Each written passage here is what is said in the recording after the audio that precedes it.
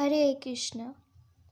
2024 7ই জানুয়ারি রবিবার, পৌষ মাসে কৃষ্ণপক্ষের একাদশী, সফলা একাদশী। এই একাদশীর ব্রত সকল ব্রতের মধ্যে শ্রেষ্ঠ ব্রত।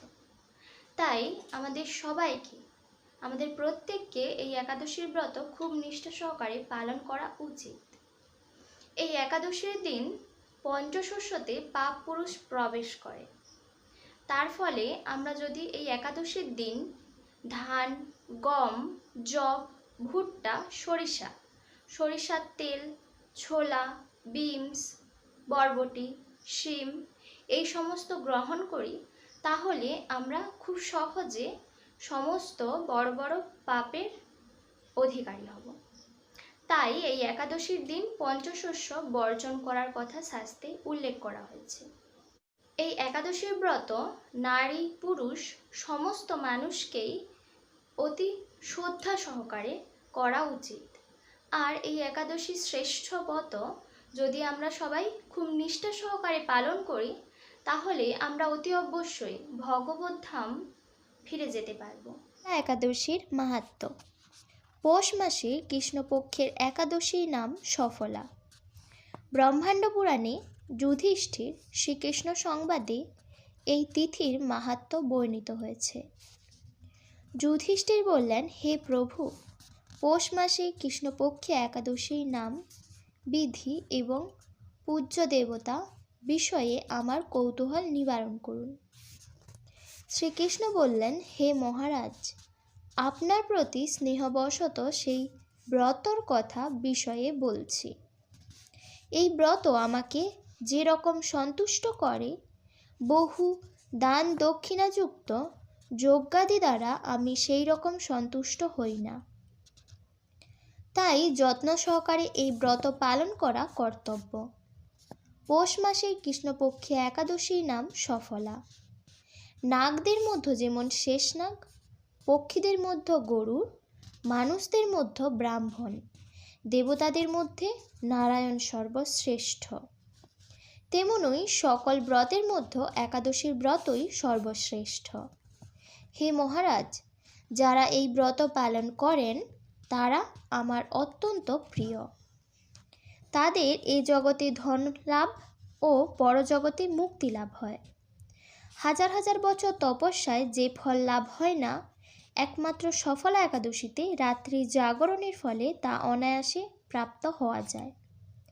মহিষ্মত নামে এক রাজা প্রসিদ্ধ চম্পাবতী নগরে বাস করতেন। রাজার 4 জন পুত্র ছিল। তিনি তার জ্যেষ্ঠ পুত্র লুম্ভক সর্বদা পরস্ত্রী গমন, মদ্যপান প্রভৃতি অসৎ কার্যে রত ছিল। সে সর্বক্ষণ ব্রাহ্মণ, বৈষ্ণব ও দেবতাদের নিন্দা করত। পুত্রের এই আচরণে ক্ষুব্ধ হয়ে রাজা তাকে রাজ্য থেকে বার করে দিলেন। স্ত্রী, পুত্র, পিতামাতা, আত্মীয় স্বজন পরিত্যাগ হয়ে সে এক গভীর বনে প্রবেশ করল। সেখানে কখনো জীব হত্যা, আবার কখনো চুরি করে জীবন ধারণ করতে লাগল। কিছুদিন পরে একদিন সে নগরে প্রহরীদের কাছে ধরা পড়ল, কিন্তু রাজপুত্র বলে সেই অপরাধ থেকে সে মুক্তি পেল। পুনরায় সে বনে গিয়ে জীব হত্যা ও ফলমূল আহার করে দিন যাপন করতে লাগল। এই বনে বহু বছরের পুরানো একটি বিশাল অশ্বত্থ বৃক্ষ ছিল। সেখানে ভগবান শ্রী বাসুদেব বিরাজমান বলে বৃক্ষটি দেবত্ব প্রাপ্ত হয়েছে।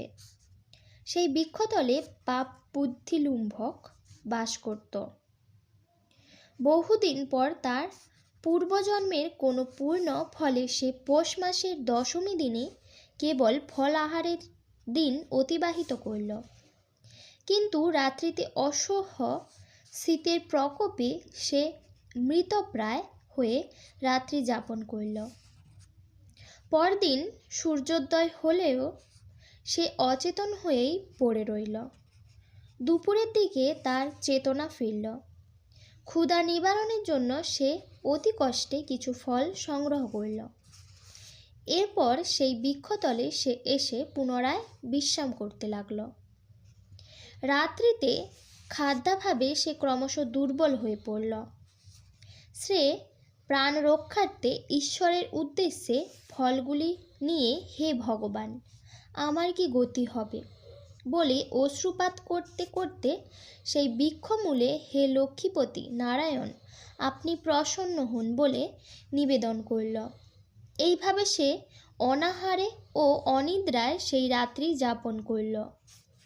ভগবান নারায়ণ সেই পাপী লুম্ভকের রাত্রি জাগরণকে একাদশীর জাগরণ এবং ফল অর্পণকে পূজা বলে গ্রহণ করলেন। এইভাবে অজ্ঞাতসারে লুম্ভকের সফলা একাদশী ব্রত পালন হয়ে গেল। প্রাতকালে আকাশে দৈববাণী হল, হে পুত্র তুমি সফলা ব্রতের পূর্ণ প্রভাবে রাজ্য প্রাপ্ত হবে। সেই দৈববাণী শোনা মাত্র লুম্ভক দিব্যরূপ লাভ করল। তার পাপ বুদ্ধি দূর হল। সে পুনরায় নিষ্কণ্টক রাজ্য লাভ করল। স্ত্রী পুত্র সহ কিছুকাল রাজ্য সুখ ভোগের পর পুত্রের ওপর রাজ্যের ভার দিয়ে সে সন্ন্যাস আশ্রম গ্রহণ করল। অবশেষে মৃত্যুকালে সে অশোক অভয় ভগবানের কাছে ফিরে গেলেন। হে মহারাজ, এভাবে সফলা একাদশী যিনি পালন করে তিনি জাগতিক সুখ ও পরে মুক্তি লাভ করেন। এই ব্রতে যারা শ্রদ্ধাশীল তারাই ধন্য, তাদের জন্ম সার্থক, এতে কোনো সন্দেহ নেই। এই ব্রতে পাঠ ও শ্রবণে মানুষের রাজসূয় যজ্ঞের ফল লাভ হয়।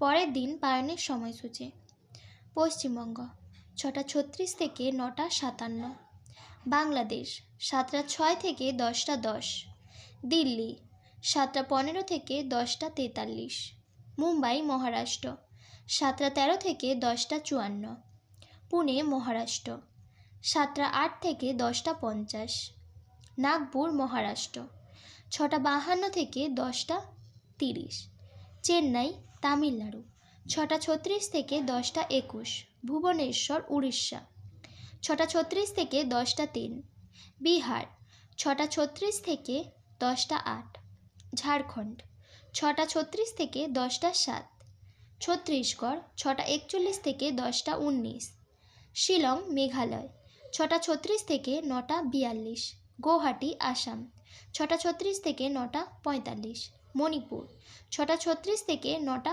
33, মিজোরাম 6টা 36 থেকে 9টা 36, সিকিম 6টা 36 থেকে 9টা 57, বৃন্দাবন 7টা 11 থেকে 10টা 40, হায়দ্রাবাদ তেলেঙ্গানা 6টা 48 থেকে 10টা 31, গুজরাট 7টা 26 থেকে 11টা 3, কেরালা 6টা 45 থেকে 10টা 36, পাঞ্জাব 7টা 28 থেকে 10টা 52, রাজস্থান 7টা 23 থেকে 10টা 54, গোয়া 7টা 2 থেকে 10টা 47, অরুণাচল প্রদেশ 6টা 36 থেকে 9টা 33, হিমাচল প্রদেশ 7টা 20 থেকে 10টা 45, উত্তরাখণ্ড 7টা 10 থেকে 10টা 36, জম্মু কাশ্মীর 7টা 33 থেকে 10টা 54, আন্দামান নিকোবর 6টা 36 থেকে 9টা 30, নেপাল 6টা 55 থেকে 10টা